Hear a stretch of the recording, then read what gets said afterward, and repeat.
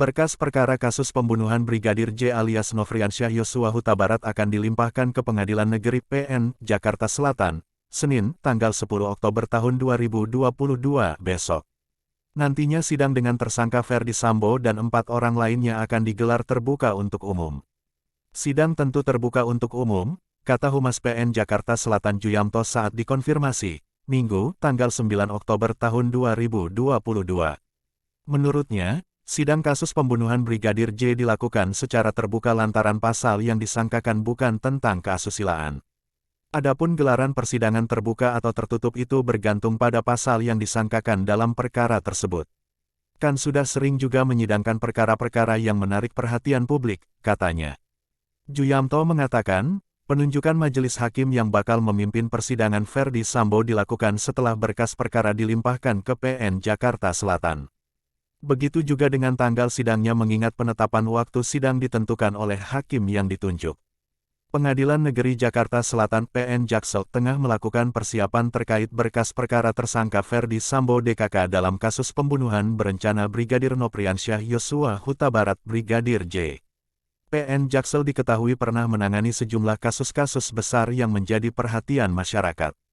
Sebagaimana diketahui, pelimpahan berkas perkara Ferdi Sambo DKK dari Kejagung ke PN Jaksel akan dilakukan. Pihak PN Jaksel pun sudah melakukan persiapan-persiapan mulai dari administrasi penerimaan hingga koordinasi pengamanan persidangan. Persiapan-persiapan soal teknis administrasi penerimaan pelimpahan berkas, koordinasi soal pengamanan persidangan, mengenai liputan media pers dan sebagainya, kata pejabat Humas PN Jaksel Juyamto kepada wartawan, Minggu, tanggal 9 Oktober tahun 2022. Juyamto menerangkan pihaknya mendapat informasi, bila tidak ada perubahan, pelimpahan berkas Ferdi Sambo ke pengadilan akan dilakukan Senin 10/10 besok. Juyamto menyebut pengadilan akan menetapkan majelis hakim usai menerima berkas dari Kejagung.